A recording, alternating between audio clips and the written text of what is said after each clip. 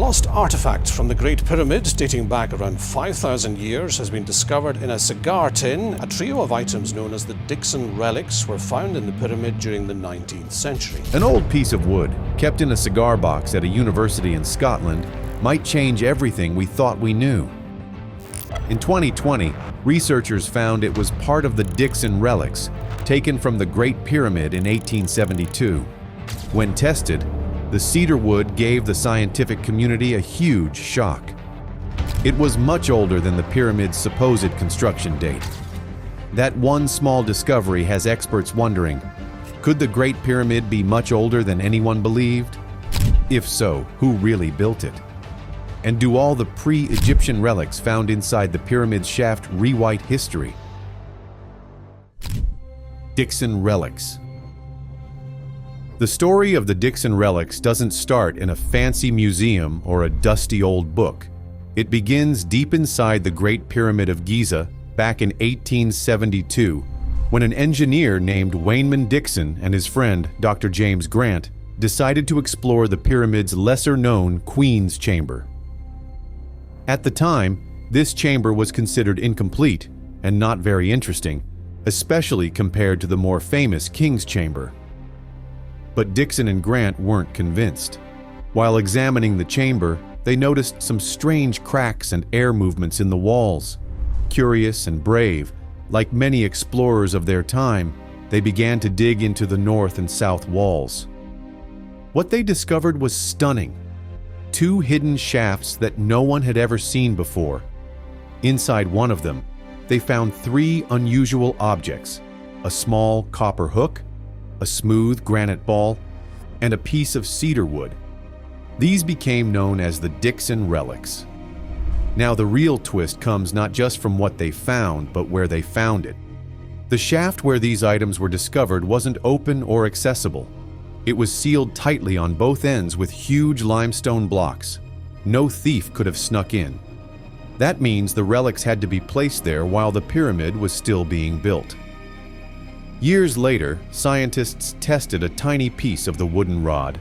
The results shocked everyone. The cedar dated to around 3000 BC, centuries before Pharaoh Khufu supposedly built the pyramid. Some tried to explain this by saying maybe the wood came from the heart of a very old tree. But even if that's true, why would such an ancient and valuable piece of wood be used like this? Wood was rare and expensive in ancient Egypt. They reused it whenever they could. So, placing a centuries-old wooden rod deep inside a sealed shaft, never to be seen again, seems odd, unless it was already an old tool, or unless the pyramid itself is far older than we think. And that's where the big question begins. If these relics are older than Khufu's time, then who really built the Great Pyramid? Cigar box. The copper tool and the stone ball were sent to the British Museum, where they've been stored ever since. But the third item, the cedar wood, vanished. After being donated to the University of Aberdeen in 1946 as part of Dr. Grant's collection, the wooden fragment simply disappeared from public knowledge. For over 70 years, nobody could say for sure where it had gone. In 2001, someone found a note suggesting the lost wood might be somewhere in Aberdeen's collection, but because it had never been properly recorded or labeled, it stayed missing despite a detailed search. It was like looking for a tiny treasure chest in a warehouse filled with thousands of forgotten boxes. Then, in late 2019, something remarkable happened. During a routine review of items in the university's Asia collection, a curatorial assistant named Abir Eladani came across an old cigar box. She noticed it looked out of place. It had Egypt's former flag on it. Curious, she opened it and saw fragments of wood inside. After digging into old records and comparing details, she realized this wasn't just any wood. This was the missing Dixon relic. The wooden piece had been sitting quietly in the wrong collection for decades, completely overlooked. Its rediscovery didn't just solve a long-standing mystery. It also opened the door to something even more exciting: radiocarbon dating. Why does this matter? Because the cedar wood was sealed inside a pyramid shaft that was closed off during construction. That means it was placed there when the pyramid was built, not after. So, dating this piece of wood could give us a much better idea of how old the Great Pyramid really is. And when that testing finally happened, it didn't disappoint. Radiocarbon dating. When the missing cedar wood piece from the Queen's Chamber was finally found, scientists jumped at the chance to do radiocarbon dating, the best method we have to figure out how old something made from living material, like wood, really is. What they found left everyone stunned. The test results showed that the wood dated back to between 3000 and 3300 BC. That's over 500 years before Pharaoh Khufu is said to have built the Great Pyramid.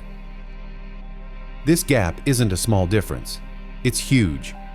If the dating is correct, it means either the pyramid is much older than we've been told, or something very strange happened with that piece of wood. Some critics have pushed back. They say the cedar wood, likely from the ancient forests of Lebanon, might have come from an old tree, one that had already lived for hundreds or even thousands of years before it was cut down. While that's possible, it doesn't solve the mystery.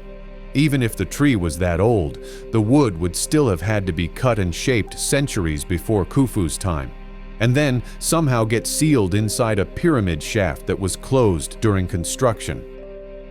That's the key detail here. The shaft where the wood was found was sealed at both ends. There's no way someone could have slipped the piece in later. It had to be placed there during construction. So, if the wood was already 500 years old by then, that's odd. Why would the builders use such ancient wood? Wood was hard to come by in ancient Egypt. Timber was precious, and most of it had to be imported from far-off places. Egyptians did reuse wood, but using a 500-year-old piece for a hidden shaft. That seems unlikely. So we're left with two big possibilities. One, someone used very old wood for reasons we still don't understand. Or two, the pyramid itself is older than Khufu, maybe a lot older. If the second option is true, then everything we thought we knew about ancient Egypt's timeline could be wrong. Could Khufu have been a restorer, not the original builder? Could the pyramid have been standing for centuries before his time? Were these really just lost tools? The place where the Dixon relics were found is one of the most puzzling spots in the entire structure. It's not a hallway you can walk through. It's not even a space someone could easily reach after the pyramid was finished. That's why many believe the three objects, the stone ball, the bronze hook, and the cedar rod, must have been placed there during the pyramid's construction. But that leads to a big question. Why were they put there? What were they even used for? Back in the 1800s, one of the early pyramid researchers, Charles Piazzi Smith, had a theory. He was a close friend of Wayneman Dixon, the man who actually found the relics. Smith believed these might have been simple tools dropped by the workers, possibly by accident, while they were building the pyramid. At the time, many people assumed the pyramid was built by slaves, but now we know that's not true. The laborers were actually skilled workers, not slaves, and they were part of a well-organized workforce. An article published in Nature, the same year the relics were discovered, added another idea. It said the granite ball might have been a type of weight, something Egyptians used in measurement, known as a mina. Since the ball had a dent on one side, some thought it might have also been used as a hammer. The cedar rod, which had file marks on it, may have been attached to the bronze hook, making a complete tool.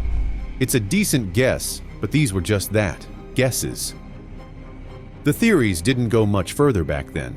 Some modern researchers believe the objects might have had a deeper meaning. Lost ritual tool.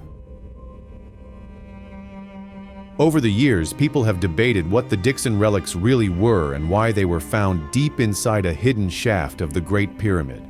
While some believe these were just leftover tools from the construction, many modern researchers now suggest something quite different, that these items were placed there on purpose, with great care, as part of an ancient ritual. Authors Robert Bauval and Adrian Gilbert, in their famous book, The Orion Mystery, introduced a bold new theory. They believed that one of the objects, the bronze hook, might actually be part of a ritual tool used in an ancient ceremony known as the opening of the mouth. This ceremony was an important part of Egyptian funerary tradition, where priests performed a ritual to open the mouth of the dead king so he could eat, drink, speak, and breathe in the afterlife. Bauval and Gilbert weren't the only ones with this idea. They cited experts from Oxford University to support their theory. According to them, the bronze hook resembled a tool called the pesh and kef, used in this exact ritual. But it gets even more interesting. They also noticed that the northern shaft of the pyramid points toward the constellation Ursa Minor. In ancient Egyptian texts, Ursa Minor's nearby constellation, Ursa Major, is linked with the same opening of the mouth ritual. A special tool shaped like the constellation itself, called an adze, was used by the god Horus in those texts to perform the ritual on a deceased pharaoh. This made researchers wonder, could the tool found inside the pyramid and the tool in the sky be connected? Even the words tie in. The Egyptian word kepesh, which is similar to pesh and kef, also refers to the leg of an ox, which is also a symbol of strength. Ancient drawings, like one from the 11th dynasty now in the Louvre Museum, show a thigh bone with a shape similar to the pesh and kef, supporting the idea that the constellation often called the thigh and the ritual tool were deeply linked. However, Egyptologist Stefan Bergdahl points out, the bronze hook found in the pyramid looks nothing like the fine pesh and kef tools we've seen in museums. So why would a rough-looking version be sealed inside such an important space? One possibility is maybe it's a very old version, so old that it was seen as sacred and placed there to preserve its power. Astronomical significance. Crichton Miller, a modern researcher who has spent years studying the Great Pyramid, has a very different take on the mysterious Dixon relics. Instead of viewing them as simple tools or random leftovers from construction, Miller believes these items were part of something much more advanced, a precision measuring instrument used for both surveying and astronomy. His idea is that the relics formed parts of a cross-shaped tool designed to measure angles with impressive accuracy. Picture this: the bronze hook set into a wooden handle at a 45-degree angle, paired with crossbars and a plumb line. This device, Miller says, could have been used to align the pyramid with the stars, achieving an accuracy of just 3 arc minutes. That's incredibly close, almost as precise as modern tools. And it matches the pyramid's near-perfect alignment with true north, which is still a mystery to many today. According to Miller, the granite ball may have served a practical role too, perhaps as a counterweight or a marker to steady the instrument during use. It's a fascinating idea because it connects the Dixon relics to astronomy, something ancient Egyptians were deeply involved in. This theory fits well with other discoveries too. The Queen's chamber shafts, where the relics were found, are believed by many to have both religious and astronomical purposes. Some experts, like Robert Bauval, think these shafts align with stars such as Sirius or the circumpolar stars like Ursa Minor, which ancient Egyptians used for navigation and telling time. Adding to the mystery, in 1992, a German engineer named Rudolf Gantenbrink sent a small robot into the southern shaft of the Queen's chamber. The robot captured images of a limestone block, often called a door, with 2 strange copper pins attached. These pins still puzzle researchers today. Some have pointed out that the bronze hook from the Dixon relics looks similar to these pins, which makes you wonder. Were they all part of the same kind of instrument or device? If Miller's theory is right, and these relics were part of a high-tech ancient tool, then placing them inside the shaft might not have been random at all. It could have been a ritual or even a way to hide or preserve ancient knowledge. Red ochre cartouche. Besides the mysterious Dixon relics, There's another object inside the Great Pyramid that keeps stirring up debate: the red ochre cartouche found above the king's chamber. This cartouche, which is an oval-shaped symbol enclosing a pharaoh's name, was discovered by Colonel Howard Weiss in 1837. Painted in red ochre, it appears in one of the small spaces called relieving chambers, structural rooms built to reduce pressure on the king's chamber. The name written inside the cartouche is said to be Khufu, and for many Egyptologists, this is the main piece of evidence linking Khufu to the Great Pyramid. But not everyone agrees. Let's talk a bit more about the cartouche itself. These oval-shaped nameplates were only used to write the names of royalty in ancient Egypt. The idea is that the red ochre cartouche found in the sealed relieving chambers must have been painted during the pyramid's construction, because these chambers were completely closed off and not meant for people to access later. Egyptologists like Zahi Hawass have said this proves Khufu was the builder. It sounds convincing until you remember that the cedar wood found in another sealed part of the pyramid is much older than Khufu. That's where the trouble begins. Some researchers don't trust the cartouche at all. Zechariah Sitchin, a well-known alternative historian, has accused Howard Weiss of faking the cartouche. He suggests Weiss may have done it to gain fame or keep funding for his work. Supporters of this theory point out that some of the writing in the cartouche looks more like it comes from a later period, such as the Ramesside era, rather than from Khufu's time in the Old Kingdom. In 2014, scientists from the University of Dresden tested the red ochre paint. They found organic materials in it, but couldn't tell exactly when it was applied, which leaves the forgery theory on the table. Now, mix this with the early date of the cedar wood relic, and things start to look even stranger.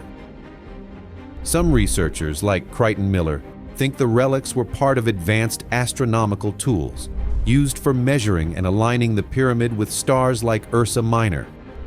And if the wood really is that old, maybe the tools and the pyramid itself belong to a much earlier civilization that predates even the dynastic Egyptians. The hidden void.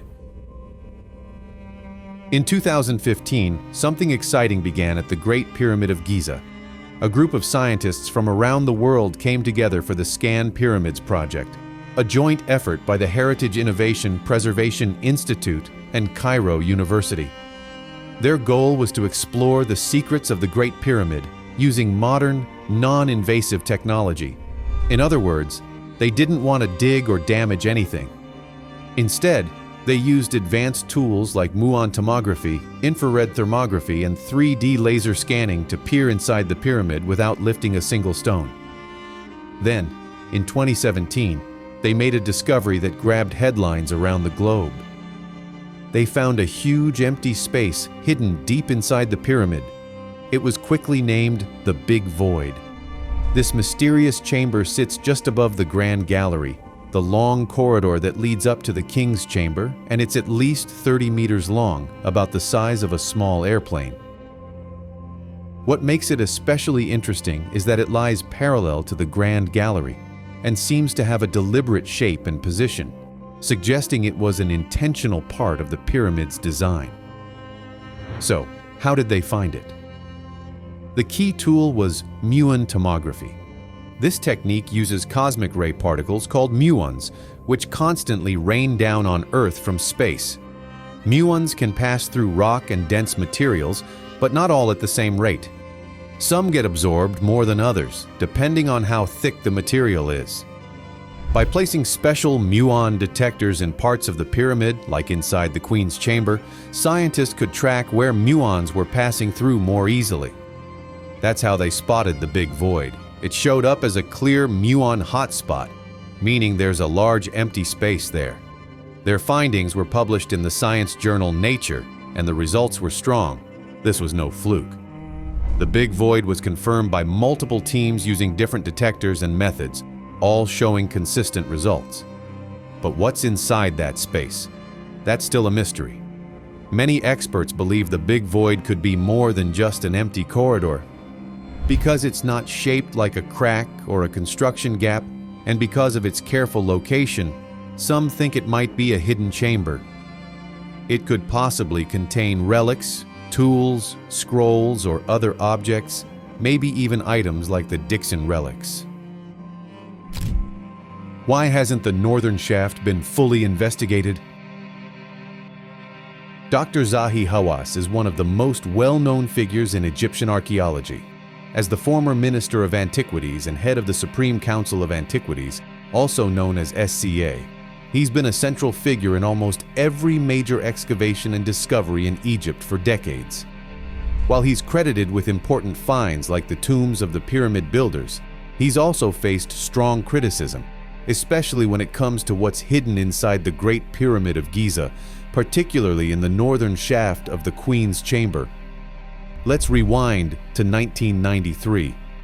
That's when Rudolf Gantenbrink, a German engineer, sent a small robot up the Queen's Chamber's northern shaft.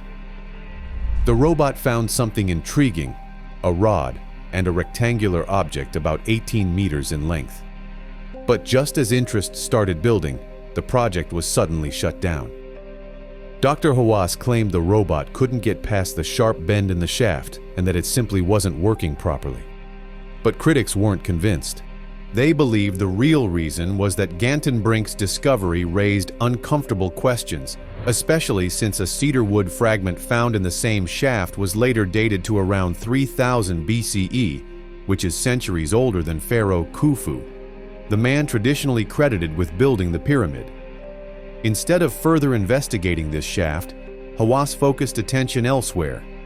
In 2002, the Pyramid Rover project, supported by National Geographic, was launched. This time, the spotlight was on the southern shaft, where a limestone door with mysterious copper pins was found.